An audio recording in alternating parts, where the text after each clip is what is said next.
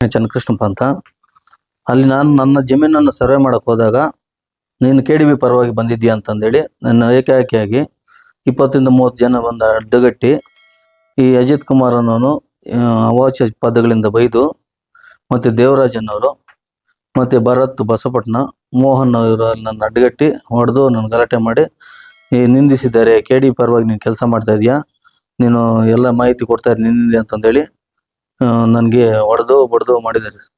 ಅದರಿಂದ ಕಠಿಣ ಕ್ರಮ ಕೈಗೊಳ್ಳಬೇಕಂತಂದು ನಾನು ಪೊಲೀಸ್ ಠಾಣೆಗೆ ದೂರು ನೀಡ್ತಕ್ಕಂಥದ್ರಲ್ಲಿ 28ನೇ ತಾರೀಕು ನಾನು ಕೊಟ್ಟಿದ್ದೀನಿ. ಇದುವರೆಗೂ ಕ್ರಮ ಕೈಗೊಂಡಿಲ್ಲ. FIR ಆಗಿ 3 ದಿನ ಆದ್ರೂ ಅವನ್ನ ಯಾವುದೇ ರೀತಿ ಸೂಕ್ತ ಕ್ರಮ ಕೈಗೊಳ್ಳಬೇಕಂತಂದೇಳಿ ನಾನು ಮನೆಯಲ್ಲಿ ಕಳಕಳಿ ಪ್ರಯತ್ನ ಮಾಡ್ತೀನಿ.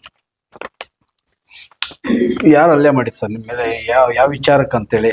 ನಾನು KDB ಪರವಾಗಿ ಮಾಡ್ತಾ ಇದ್ದೀನಿ. ನಾನು ಸ್ವಂತ ಜಮೀನು ನಾನು ಅಲ್ಸ್ಕೊಳಕ್ ಹೋದಾಗ KDB ಪರವಾಗಿ ಮಾಡ್ತೀನಿ ಅಂತ ಅಜಿತ್ ಮತ್ತು ದೇವರಾಜು, ಭರತ್, ಮೋಹನ್ ಅವರು ನನ್ನ ಮೇಲೆ ಹಲ್ಲೆ ಮಾಡಿದ್ದಾರೆ. ಈಗ ಅದರ ವಿಚಾರವಾಗಿ ಕಂಪ್ಲೇಂಟ್ ಮಾಡಿದ್ರ? ಕಂಪ್ಲೇಂಟ್ ಮಾಡಿದ್ದೀನಿ. 28ನೇ ತಾರೀಕು ಮಾಡಿದ್ದೀನಿ. ಇದುವರೆಗೂ ಯಾವುದೇ ರೀತಿ ಅದ್ರ ಬಗ್ಗೆ ಕೂಲಂಕಷ ತನಿಖೆ ಆಗಿಲ್ಲ. ಅದ್ರ ಬಗ್ಗೆ ತನಿಖೆ ಮಾಡಿ ನಮ್ಮ ಪೊಲೀಸ್ ಇಲಾಖೆ ಏನು ಕೈ ಕಟ್ಕೊಂಡು ಕೂತಿದೆ, ಏನು ಮಾಡ್ತಾ ಇಲ್ಲ. ಕೇಳಿದ್ರಿ, ಆಯ್ತು ನಮ್ಗೆ ಬಿಸಿ ಇದ್ದೀರಿ ಮಾಡ್ತೀರಿ ಅಂತ ಹೇಳ್ತಾನೆ ಇದ್ದಾರೆ. ಪರವಾಗಿ ಹೇಳ್ತಾ ಇದ್ದೀರಿ. ಲಾಸ್ಟ್ ಟೈಮ್ ನಾವು ಹೇಳಿದ್ರಿ, ಕೆಲವರು ಹೇಳ್ತಾ ಇದ್ರು ಅದು ಕೊಡೋಕ್ಕಾಗೋದಿಲ್ಲ ಜಮೀನಿಲ್ಲ ಅಂತ. ನಾವು ಹೇಳ್ತಾ ಇದ್ದೀರಿ ರೈತರ ಪರವಾಗಿ ನಾವು ಜಮೀನು ಕೊಡೋದಕ್ಕೆ ರೆಡಿ ಇದ್ದೀರಿ. ಆಗಲೇ ನೀವು ಎಚ್ಚರಿಕೆಯಿಂದ ಹೇಳಿದ್ರಿ ಕೇವಲ 2% ಇರೋದು ಮಾತ್ರ ನಿಮ್ದಂತ. ಸುಮ್ಮನೆ ಇರೋರನ್ನ ಕೆದಕಿರೋದಕ್ಕೆ 36% ನಾವಿದ್ದೀರಿ. ಜಾಸ್ತಿ ಇನ್ನೂ ಏನಾದರೂ ನಮ್ಮನ್ನು ಕೆದಕಿದ್ರಂದ್ರೆ ನಿಮ್ಮ ದಾಖಲೆ ಸಮೇತ ತೊಗೊಂಬಂದಿರ್ತೀರಿ.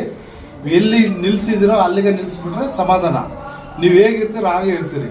ಸುಮ್ಮನೆ ಇರೋರನ್ನ ನೀವೇನಾದರೂ ಆಚೆ ತರಿಸಿದ್ದೀರ ಅಂತ ಹೇಳಿದ್ರೆ ಮುಂದೆ ನೀವು ಏನನ್ನು ಅನುಭವಿಸ್ಬೇಕಾಗುತ್ತೆ ಅದು ನಿಮಗೆ ಸಂಬಂಧಪಟ್ಟಿದ್ದು ಹೇಳ್ತಾ ಇದ್ದೀರಿ. ಎಲ್ಲ ಅಣ್ಣ ತಮ್ಮದ ಥರ ಇದ್ದೀರಿ. ಏನೋ KDB ಬರಬೇಕು, ಸಪೋರ್ಟ್ ಮಾಡಿ. ನೀವು ಅದಾಗೋದಿಲ್ಲ ಅನ್ನೋ ಥರ ಇದ್ರೆ ನಮ್ಮ ಪಾಡಿಗೆ ನಾವು ಮಾಡ್ತಾ ಇರ್ತೀರಿ. ಶಾಂತಿ ಹೋರಾಟ ನಿಮ್ಮ ಕೈಯಲ್ಲಿ ಏನಾಗುತ್ತೆ ನೀವು ಮಾಡ್ತಾ ಇದ್ದೀರಿ.